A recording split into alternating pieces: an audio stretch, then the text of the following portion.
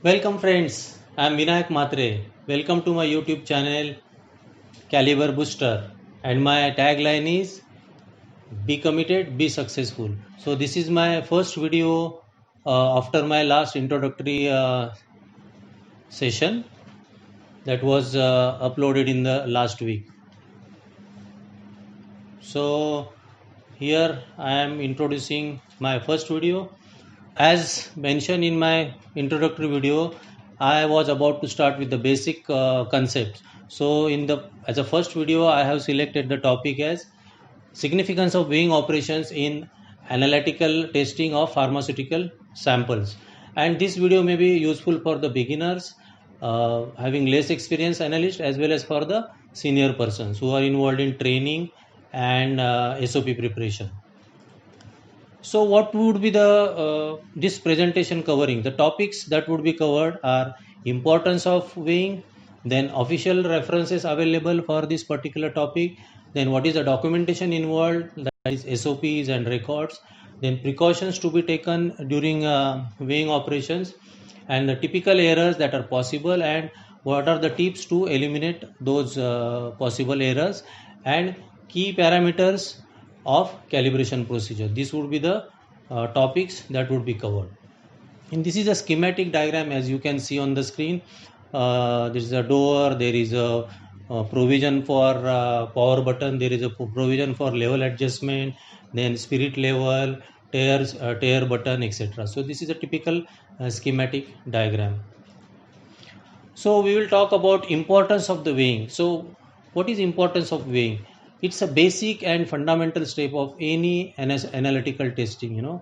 So that's why it is the most important topic. And then it is more critical for pharma industry because the results are totally depending on the weighing techniques that those are followed. Then accurate weighing in the quantitative testing is another important aspect. So the weighing has to be very accurate because the weights are directly proportional to the results obtained in case of quantitative analysis. An error in the weighing operation may spoil your work. There can be either rework or there may not be a guarantee about the results that would be obtained.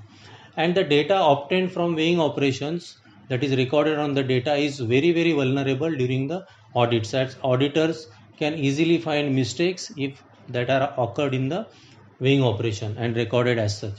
So these are few official references I would like to talk about. This the first reference is USP General Chapter 41, which talks about general procedure for precision and accuracy involved in balance calibration. The next general topic is General Chapter 1251, that is weighing on analytical balances, which talks about the qualification of the instrument, calibration of the instruments, how to determine the minimum weight for an analytical balance, etc.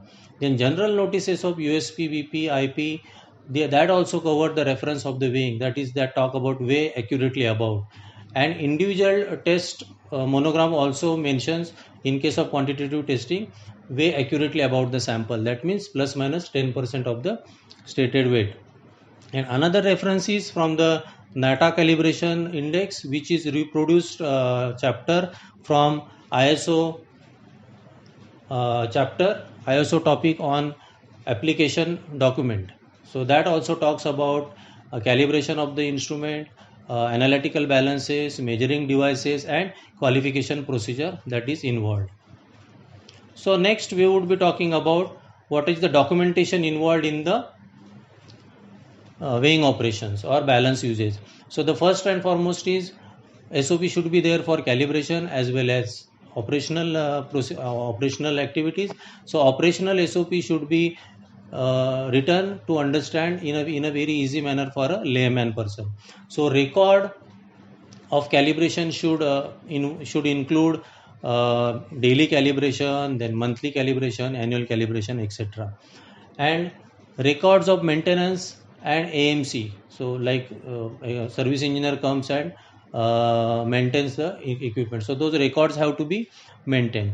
Then qualification record of the balance has to be maintained. And then training and competency record. Who are the persons involved in usage and whether their training records are available or not.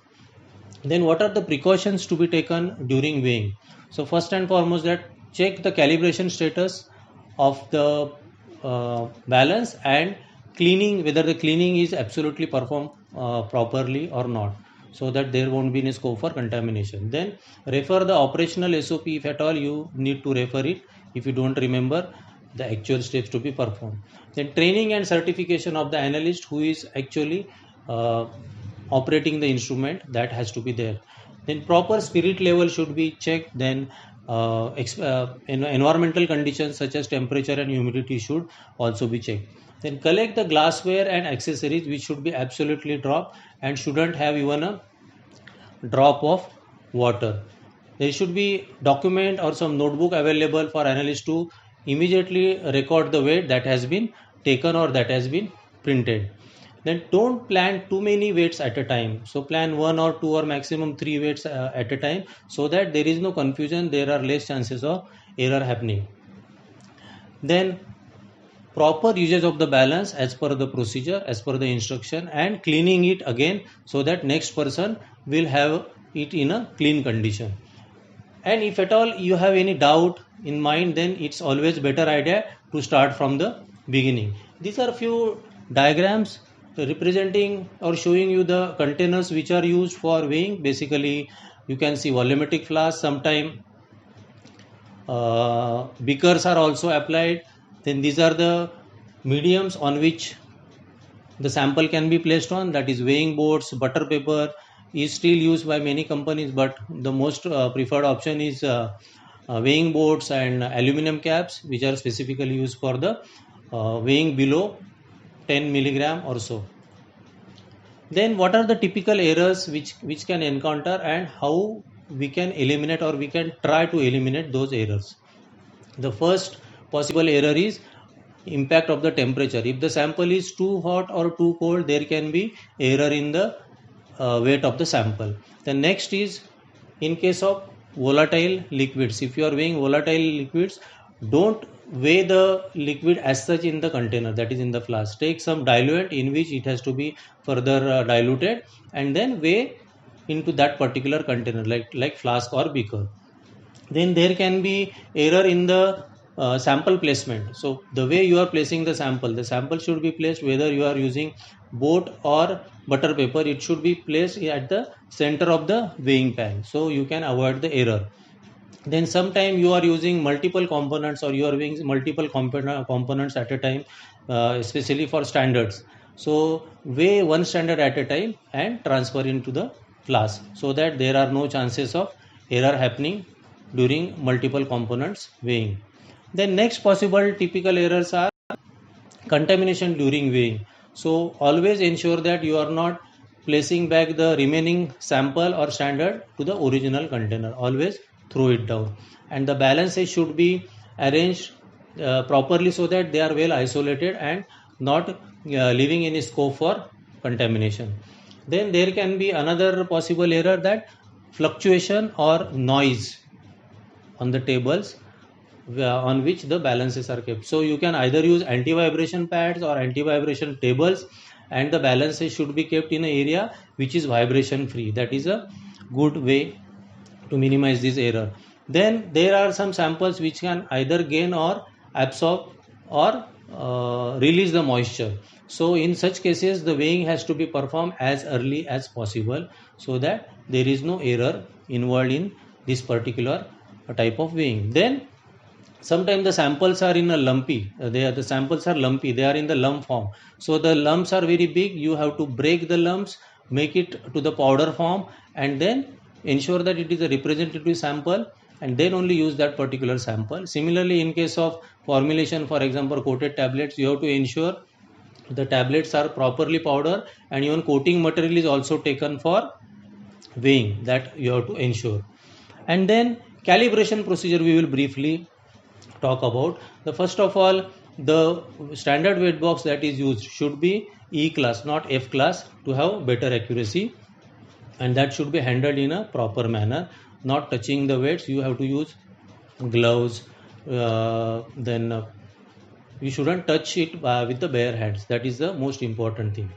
Then calibration as such, daily frequency is there, monthly frequency is there, and sometimes annual maintenance is also done. So in the daily calibration frequency, the first thing is internal calibration, which is a factory adjustment done by the manufacturer. So if the internal calibration passes, then you have to do external calibration, that is minimum weight and maximum weight, in which you are weighing the routine samples. That is called as the minimum and maximum. So that is also called as a range.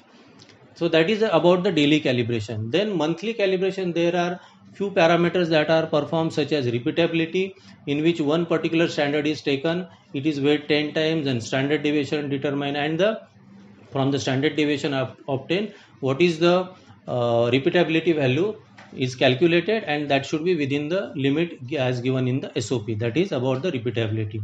Then also one parameter is range. So minimum and maximum, 10 milligrams say to 100 gram. So between these two, minimum and maximum, you have to add 4-5 more weights, such as 100 milligram, 1 gram, 10 gram, and bracket the minimum and maximum range. So that is called as the range. So you have to ensure that the balance is properly calibrated throughout the range that is selected. Then the linearity test, that is also to ensure that the whatever weighing is done from minimum to maximum, and with as such sample standard weight, or if you are tearing one standard weight and again putting the standard weight, so that difference should be minimum, and there is a limit given in the SOP, and the balance should pass that particular criteria.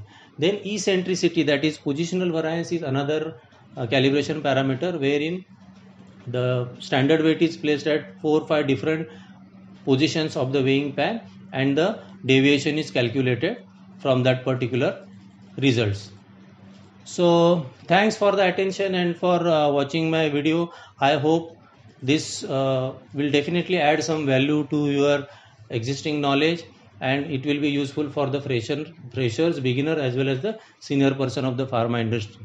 So for any questions you have or any additional support is required, you can see my screen. You can send email at the email ID given, that is vmatre.cbooster@gmail.com. So thank you for watching again, and we will definitely meet next time. Till that time, goodbye.